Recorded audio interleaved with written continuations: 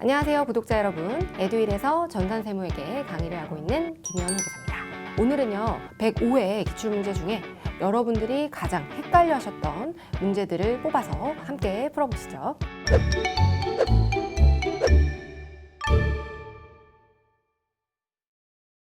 이번 시험의 난이도를 전반적으로 말씀을 드려보면 전산세무 1급의 경우에는 이론은 쉬웠지만 실무 부분이 지난 회차보다는 조금 더 어렵게 출제가 되었다, 이런 평이 있었습니다.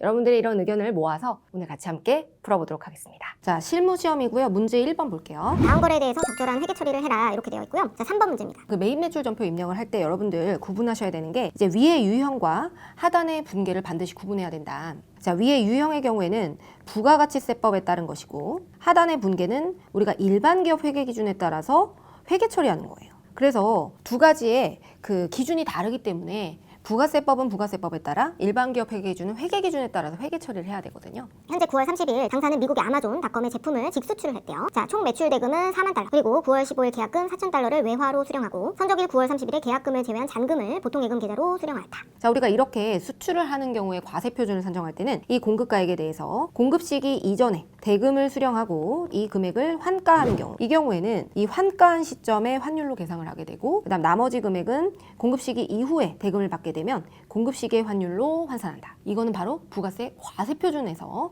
부가세법에서 말씀을 드린 겁니다. 자, 지금 현재 보시면 계약금 4,000달러를요 미리 받았어요. 우리가 공급 시기가 9월 30일이죠. 공급 시기라는 건 선적일입니다. 선적일에 제품을 공급한 거로 보는 것이죠. 근데 그 이전에 대금을 먼저 수령을 했지만 현재 환가를 했다. 따라서 이 4,000달러에 대해서는 공급 시기의 환율을 적용해야 됩니다. 따라서 이 4,000달러는 외화로 수령한 채로 그대로 들고 있기 때문에 공급가액을 산정할 때는 전액을 미리 받은 4,000달러에 대해서 별도로 9월 15일 기준 환율을 적용하는 것이 아니라 공급 시기인 9월 30일 환율을 적용하게 됩니다. 따라서 이 공급가액에 대해서는 4만 달러 곱하기 1,200원, 외화를 수령하고 환가하지 않았기 때문에 공급 시기 환율은 9월 30일 환율로 계상해서 공급가액을 4,800만 원으로 기재하게 됩니다. 유형은 당연히 수출에 해당이 되겠죠. 부가세는 없고 거래처는 아마존닷컴, 분계는 혼합으로 입력을 하셔야 됩니다. 자, 영세율, 우리가 수출의 경우에는 영세율 구분을 입력하셔야 되죠. 현재 직접 직수출이라고 나와 있기 때문에 1번으로 여러분들이 체크를 해 주셔야 됩니다. 공급가액까지는 맞게 적었는데 분계가 너무 헷갈려요. 이 제품 매출액의 경우에는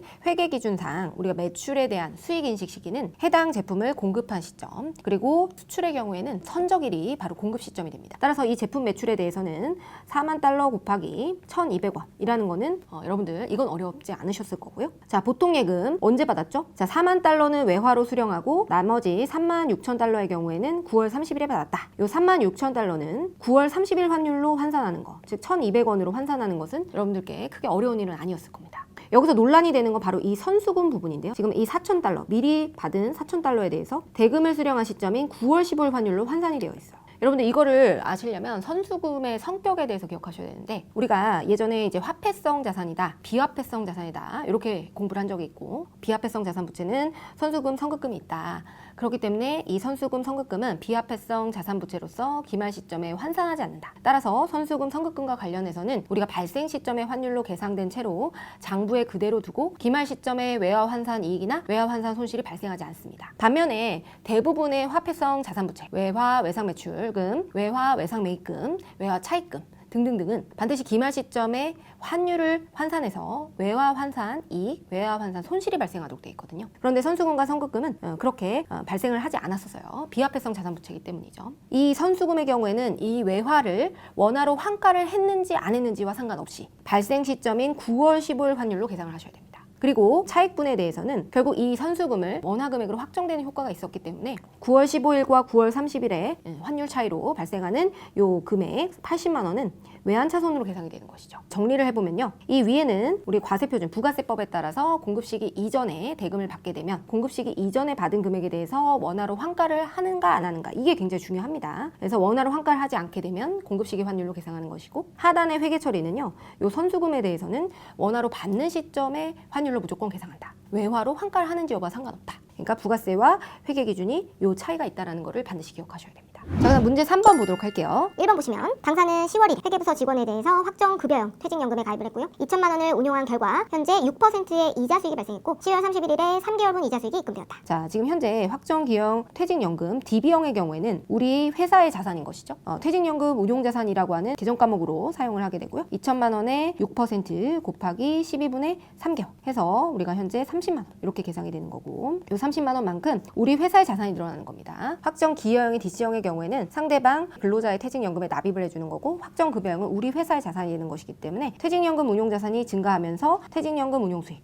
혹은 이자 수익, 지금 현재 이자 수익이라는 언급을 줬기 때문에 이자 수익으로 여러분들이 입력을 하셔도 크게 문제가 없다. 아마 이 계산하시는 게 좀 헷갈리셨을 것 같고, 퇴직연금 운용수익이냐 이자 수익이냐 이걸 헷갈리셨을 것 같은데, 여러분들 요거는 이자 수익, 퇴직연금 운용수익 모두 정답으로 처리가 될 것이다. 그렇게 보시면 되겠습니다. 자, 3번 보겠습니다. 12월 30일 결산 마감 전 개발비 잔액이 1,200만 원이 있고요. 해당 무형자산은 2022년 7월 30일에 취득해서 사용하고 있다. 단 회사는 무형자산에 대해서 5년간 월할 균등 상각하고 상각기간 계산 시 1월 미만의 기간을 1개월로 한다. 저희가 이렇게 기중 취득을 하는 경우에는 항상 개월수를 연도로 하지 마시고 개월수로 안분하는 게 훨씬 편하다. 자, 5년이면요 몇 개월이죠? 12개월 곱하기 5년이기 때문에 총 60개월이 됩니다. 지금 7월 1일에 취득을 했기 때문에 감가상각 대상 기간은 7월 1일부터 12월 31일까지 기간인 6개월에 해당이 되는 것이죠. 따라서 상각비를 계산하게 되면 1,200만 원 곱하기 60분의 6이 돼서요 10분의 1이죠. 그래서 120만 원으로 상각비가 계산됩니다. 따라서 우리가 일반 전표에 12월 31일에 무형자산 상각비 120만 원, 그리고 무형자산의 경우에는 유형자산과 달리 감가상각 누계액이라고 하는 계정 과목 대신에 개발비를 직접 상각하는 방법을 사용한다. 따라서 대변에 개발비 120만 원 이렇게 해서 입력을 하시면 되겠습니다. 결산자료 입력에 입력한 건 어떻게 하나요? 가능합니다. 다만 개발비에 대한 상각비 금액이 120만 원, 요 금액을 정확하게 입력하셨다면, 그리고 자동으로 이렇게 입력하시는 분들은 반드시 전표 추가 버튼을 눌러주셔야 돼요. 그리고 120만 원이 맞다면 다 정답 처리가 될 겁니다. 자, 마지막 문제 5번입니다. 덕산기업이고요. 안전유리 등을 생산한다. 뭐 이렇게 나와 있고 수익금액 조정 명세서와 조정 수익금액 명세서. 일단은 수익금액 조정 명세서와 조정 수익금액 명세서는 서로 연결되어 있는 서식이죠. 자, 지금 보시면 손익계산서상 수익금액은 다음과 같다. 제품 매출, 공사 수익금 해서 이렇게 결산서상 수익금액이 기재가 되어 있죠. 자, 그때 이제 밑에 보시면 손익계산서상 공사 수익금액에는 다음과 같이 작업 진행률에 의해서 가산되어야 하는 공사 수익금액이 누락되어 있다라고 되어 있네요. 따라서 이 작업 진행률 우리 탭에서 입력을 해줘야 된다 이런 의미거든요. 자, 일단은 손익계산서상 수익금액이 이렇게 주어지면요 먼저 입력을 하세요.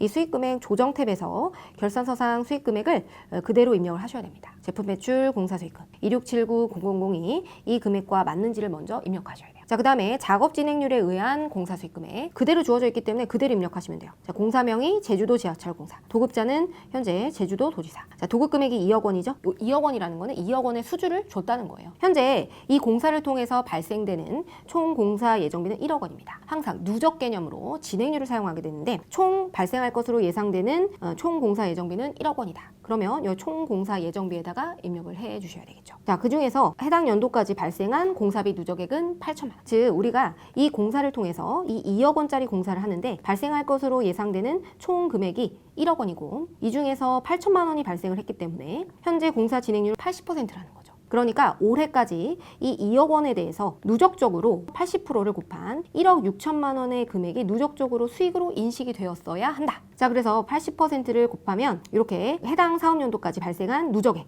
8천만 원 입력하게 되면요 진행률과 누적 입금 산입액이 자동으로 계산이 됩니다. 즉 올해까지 1억 6천만 원의 수익이 인식되어야 하는데 전년도 말까지 누적적으로 1억 5천만 원의 수익을 인식한 거예요. 자, 그렇다면 해당 전기말 수입 계상액은 1억 5천만 원.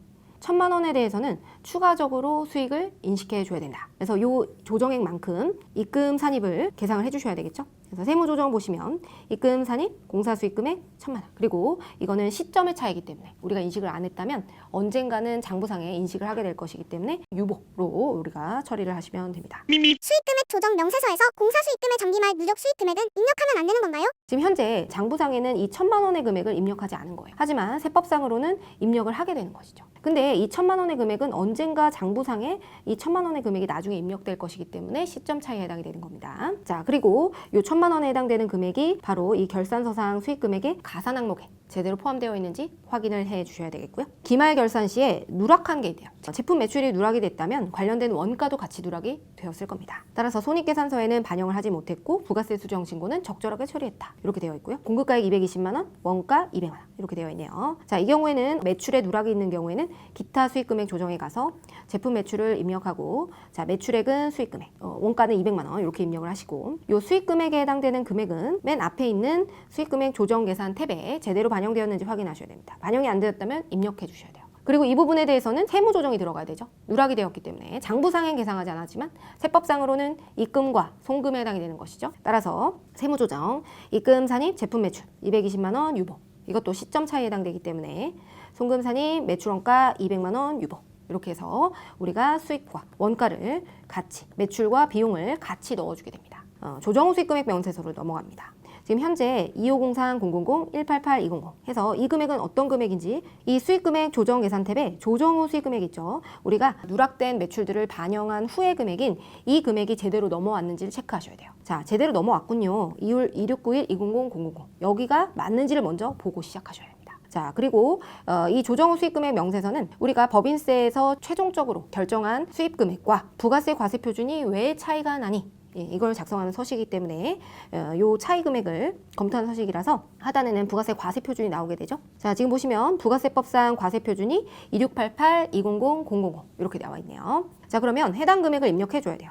자, 부가세 과세 표준에 요 2688-200-000 이 금액이 입력이 되어야 합니다. 그리고 부가세 과세 표준과 우리 법인세법상 입금의 차이 그것을 우리가 조정을 해주게 되죠. 어디다가? 요 하단에다가. 자, 그래서 요 하단을 입력을 해주셔야 되는데 현재 과세 표준을 보시게 되면 제품 매출 25억 1천만 원이 있는데 여기에는 사업상 증여 700만 원이 포함되어 있다. 매입세액 공제를 받았던 제품 등을 제품 판매에 사용하지 않고 거래처에 접대 목적으로 제공하거나 하게 되면 해당 금액을 매입세액을 추징하지 않고 매출세액을 납부할 수 있도록 과세표준에 가산하게 됩니다. 따라서 이 700만 원은 우리가 부가세법상으로는 과세표준에 포함되지만 회계기준상 그리고 법인세법상으로는 이 금액은 매출액이 아니에요. 이 하단에 보시면 수익금액과의 차액 내역을 입력할 때 부가세 과세표준에 포함되어 있으면 플러스, 포함되어 있지 않으면 마이너스 금액이죠. 사업상 증여는 부가세에는 포함되어 있지만 우리가 법인세법상 그리고 일반기업 회계기준상으로는 포함되지 않는 것이 맞기 때문에 현재 포함이 안 돼 있는 거죠. 따라서 부가세 과표에만 포함되어 있다. 따라서 플러스로 700만 원 입력하시고 그 다음에 하단에 보시면 지금 공사수익금액이 1억 7,820만 원으로 되어 있는데 이 금액은 우리가 아까 작업진행률에 의한 공사수익금액 이 1,000만 원을 반영하기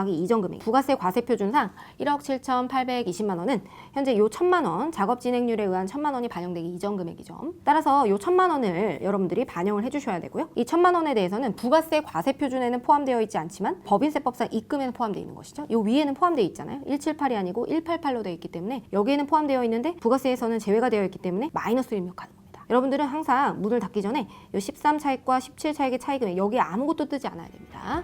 네, 그래서 이렇게 해서 오늘 헷갈리시는 문제 풀이는 여기서 마치도록 할게요. 감사합니다.